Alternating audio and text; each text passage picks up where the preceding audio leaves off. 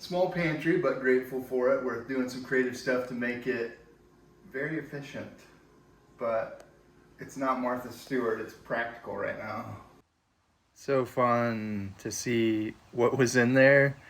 I really kind of like the wire shelves when they're empty, but I hate wire shelves. It's crazy what you can pack into a small pantry. It took us 2 days to finish this project. And this is the minions and I just clearing everything out and then popping out the wire shelves, moving all the hardware.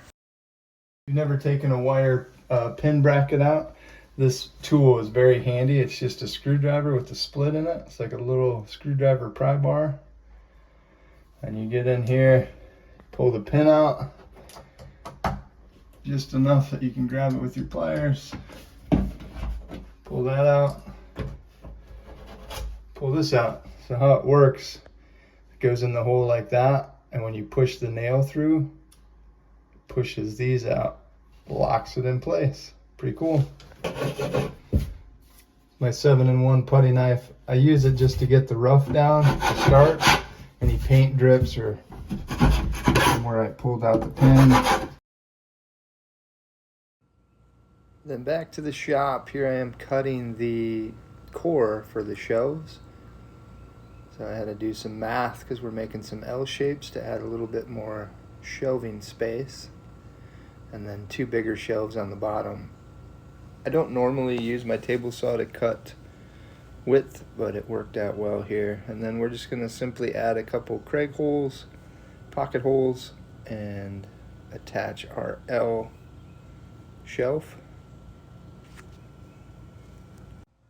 Quick tip, if you are going to Craig your shelf core together, to hide the pocket holes, just make sure they're on the top side or the side that's going to get veneered.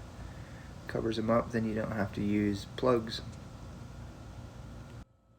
We took the core from our widest shelf, L shape, and took it up to the pantry and did a little dry fit to make sure. We were going to do 20-inch wide shelves the whole way up, but we realized this would just block the block the flow. So we ended up going counter height with the wide ones up to 36 inches tall, and then we shrunk it back down to a foot. And here I am laying out the reclaimed cedar. One of the wider shelves was going to be used as a countertop, so I took a little extra time to pick out my favorites because I'm going to see that every time I walk in. And then we ended up covering it with a big piece of beautiful marble anyway. But it's important to pay attention to the reclaimed wood and just make sure it lines up with the feel, the look, the aesthetic that you're going for. Just using some Timbermate to fill in some holes. In a pantry, you don't really want stuff like oatmeal falling in the cracks, so we wanted to make sure it was nice and smooth. There's a lot of texture on reclaimed cedar, so just using my brad nailer, tacking in the 1/4-inch veneer, hiding the plywood core. I'm a sucker for reclaimed cedar. I've been collecting it for years. If you know any fencing companies, it might be good to build a relationship with them and see if they're pulling down any cedar. I did for a while, just our fence at home. I had kind of a reclaimed cedar forest where I would take what I need and replace it with new, and it just continually provided me with this beautiful weathered gray cedar. So if you don't have any weathered cedar and you want to achieve a weathered look, you can also ebonize the cedar. Check out my video on how to do that, but it'll give it a nice fun black and tan weathered look. We got the cores all veneered, and then I just need to add some structure because there's going to be some weight on this. So I made some 3/4-inch strips from the leftover plywood and just added a little bit of skeleton to it, some edge band, and just gives it some structure because these strips then will be screwed into the studs inside the pantry. So it will keep everything nice and tight and help it from to keep it from not sagging down the road. Again, it's just 3/4-inch plywood strips, and then I just made a grid pattern using some Titebond 2 and my 18-inch brad nailer. You can also use staples just to hold it in place better, but when the glue dries, it's going to be rock solid. The 1/4 inch plywood strips I just again made out of the leftover scrap plywood.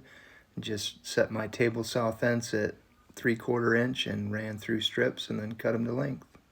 And here I am doing the face frame. So it's just the 1/4 inch reclaimed cedar, gluing it, tacking it, and I made it a 1/4 inch long just to cover up any of the structure underneath. So the width of my plywood core, my 1/4 inch veneer, and my 3/4 inch framework ended up being 2 inches. So I made my face frame 2 1/4 inches wide. That way it hangs, the bottom of the shelf has a little bit of a lip that helps hide any of the structure underneath when it's put in place. I just absolutely love the reclaimed cedar. There's so much uniqueness in every piece. It's one of my favorite woods to work with, and once you put a clear coat of polyurethane on it, it just pops. I just love it. Made some simple plywood spacers so I get my shelves equally spaced as I go up. You just need to start on the bottom, check, make sure your floor is level. And then I don't have to mess with trying to level it every single time. So I added 3 spacers here, 1, 2, and 3. And then here's how it's gonna work. My next shelf, I'll have spacer, spacer, spacer, like this. Shelf on top, and it'll just sit there until I get it screwed in. So the spacers make it really easy. Once you set the spacers down, you just get your first shelf level, and you're just going to do a little pilot drill, and then you're going to screw it right into the studs, add your spacers, and move all the way up. You can see it went really fast. Man, there it is. So pretty.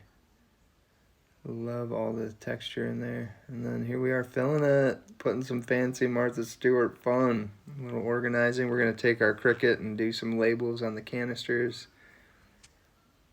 It's fun. I want it to be practical, but not too organized that it just doesn't make sense and you don't use the space.